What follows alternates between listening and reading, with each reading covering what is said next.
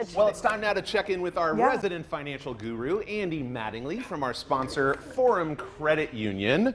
Andy, welcome as always. Great to be here. Good to see you. So we're talking today about how couples can maintain financial harmony. Yes, I'm excited yes. about this. Let's Yes. dive right in. So Okay. how can couples make sure that money doesn't become an issue in their relationship? Well, it all starts with transparency. Okay. I can tell you how many times that couples plans get derailed because one forgets to share maybe something that happened in the past that's still out there that keeps them from doing something, and also to talk about what kind of their future, what they want to do. So it's really important to have that transparency about everything if you want to move forward. Yeah, you want to be proactive, not reactive Exactly. in these kind of conversations, Exactly. especially. What else can couples do, Andy, that will ensure that money doesn't cause relationship issues? Well, I think it starts with how you're going to share power, and I think it should be share. That's why I said share power. Forget about who has the most income. You make decisions together. So that's really important that you go down that path. But then also it's really important that both people are engaged. You don't want one person just to have to make all the decisions. You need to make sure both are engaged. Now, one person may do a lot of the day-to-day stuff. That's typical.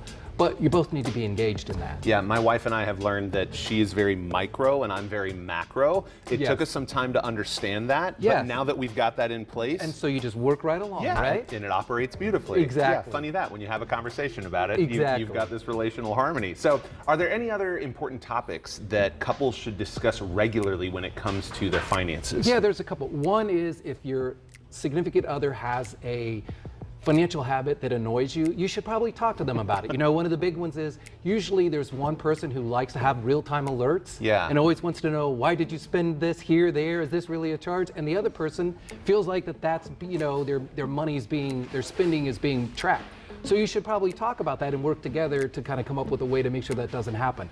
I also think that you should, talk about whether you want a joint or separate accounts. Now, personally, I think it's better to have joint accounts because it's just easier to manage, but Okay. you both need to talk about that so that you feel comfortable with what you're doing with that. Yeah, that's good stuff. I mean, and again, it really just starts with preparation, having the conversation. Exactly. And sometimes you do need some outside help, right? Yes, And yeah. that's where the team from Forum comes Yeah, in. so we can help you with that because I think one of the things that's really important that you do is to think about your goals.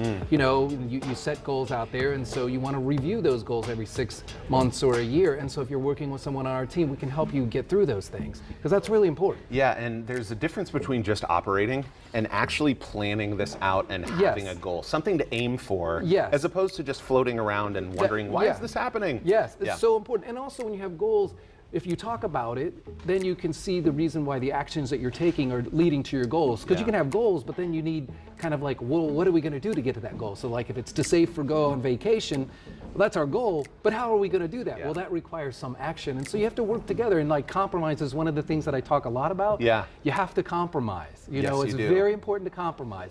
And if compromise doesn't work, then the most important thought is happy wife, happy life. Amen to that. Yes, dear, the two most important words in the English language. Yes. Do you have any best practices that couples should use to develop this financial chemistry? Yeah, I think one of the important things is to start out with is that safe to spend amount. You don't want to have to discuss every time you're spending something. So Yeah. you come up with an amount, and that's different for different couples. Maybe it's $100, maybe it's $1,000, but you have that amount that it's, hey, I can spend it. I'm not going to ask. I don't care. Just Sure. do it. It fits into our plans. And so if you do that, you're going to get rid of a lot of those conflicts that you might have. This is great information as always. You can go to forumcu.com for more information, or you can check out your regional branch there. Andy, thank you as always.